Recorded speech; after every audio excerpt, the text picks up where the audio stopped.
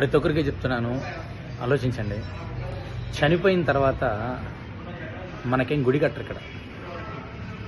చనిపోయిన తర్వాత ఎవడో గుడి కట్టడు ఇక్కడ.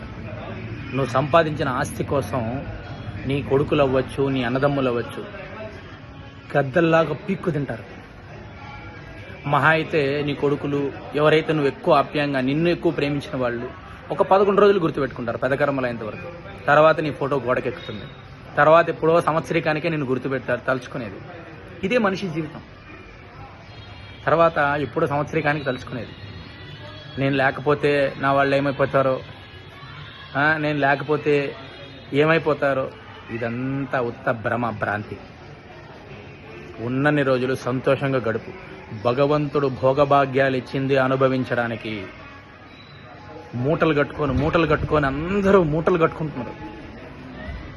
పోయిన తర్వాత నీకేం గుడి కట్టరు ఇక్కడ. మా నాన్న నాకు ఇంత మూటలు సంపాదించి ఇచ్చాడు కదా అని గుడి కట్టరు. మహా అయితే పెదకర్మ అప్పుడు ఏదో వస్తువు దానం చేస్తారు, అంతే. మహా అయితే ఇంకో 10 మందికి భోజనాలు పెడతారు, అంతకు మించి ఏమీ లేదు. ఫోటో గోడకెక్కుతుంది, ఎప్పుడో సంవత్సరానికి ఒకసారి తలుచుకుంటారు. ఎంత పెద్ద కోటీశ్వరుడైనా అంతే. ఆలోచించు. ఉన్నన్ని రోజులు సంతోషంగా భగవంతుడు ఇచ్చిన భోగభాగ్యాలు సంతోషంగా అనుభవించు. నలుగురి దాన ధర్మాలు